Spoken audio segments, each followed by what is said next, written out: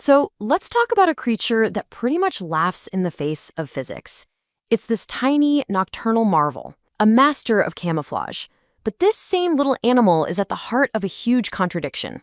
A creature that's seen as both this incredible wonder and a menace. Today, we're unpacking the story of the gecko. And this, right here, is the central puzzle that got this whole explainer started. I mean, on one hand, you have this amazing animal that can literally run up a glass window. But on the other hand, there's a prophetic teaching that says we should remove it from our homes and that there's even a reward for doing so.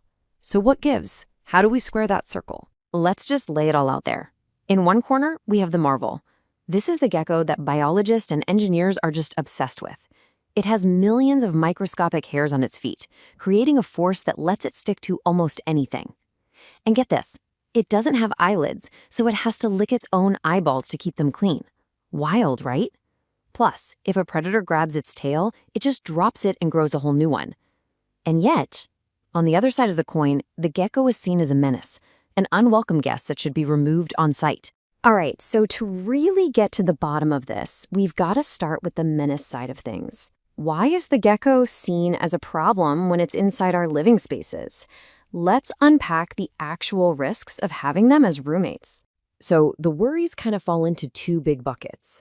On the health side, you've got the risk of disease, things like salmonella, from their droppings, which is not something you want anywhere near your food or water. But the risks go beyond just health and into the household itself, from actual electrical shorts to just being a general nuisance. Okay, now this is a danger that probably never even crossed your mind. Geckos are always looking for warmth. And what's always warm? The back of your fridge or the inside of your AC unit. It's a perfect spot for them. But when they get in there, they can cause a short circuit, which can lead to your appliance breaking down or, in a worst-case scenario, even starting a fire. It's wild to think about, right? This tiny little lizard causing a huge, potentially devastating problem. And this really all comes down to one word: balance.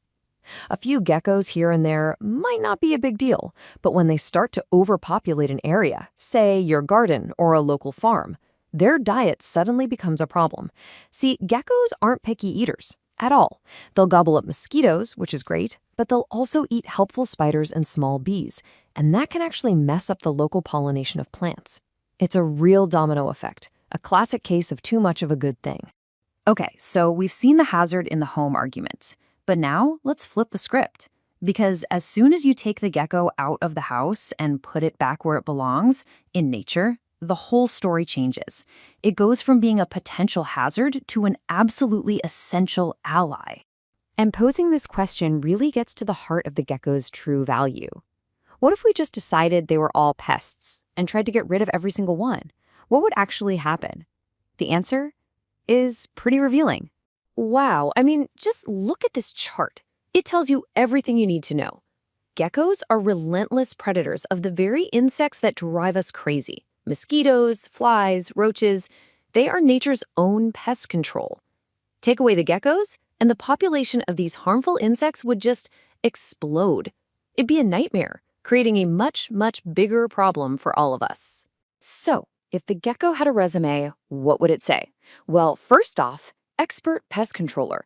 They eat bugs that spread disease and destroy crops. Second, they're a critical food source themselves for bigger animals like birds and snakes. Taking them out of the food chain would throw the whole system off. And by doing those two jobs, they're basically the guardians of their environment, keeping everything in a delicate balance. And if its role in the ecosystem wasn't enough, the gecko's value gets even more amazing when you look at this number, 1. That's how many limbs it can regrow. This ability to regenerate its tail isn't just a cool party trick. It's a biological marvel. Scientists are literally studying this right now, trying to figure out how they do it. Imagine, the key to better human healing could be hidden inside this little lizard we sometimes call a pest. So, here we are. We've got these two totally different pictures of the same animal. A hazard in the house, a helper in nature. So how do we reconcile this? How do we bring these two realities together? Well, it's not about picking a side. It's about understanding balance and boundaries. And this brings us right back to that religious directive. The key insight here is that it's not a command to, wipe out all geckos from the face of the earth. It's about context. It's really a principle of risk management. It's about drawing a clear line between the wild outdoors and our homes. The wisdom is recognizing that an animal can be super beneficial out there, but a potential risk in here. It's just about keeping the house a safe, clean space for humans. Simple as that. And this whole idea is captured so powerfully in this one question from the Quran. Do you think that we have created you in vain? The verse really challenges us to think. It suggests that nothing in creation is pointless.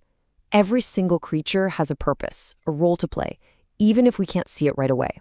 You see, the gecko isn't a contradiction after all. It's a perfect illustration of a bigger idea. Everything has a purpose, but that purpose is tied to a proper place. The gecko is a friend in the garden, but a pest in the kitchen. The wisdom isn't about hating the animal, it's about understanding where it belongs.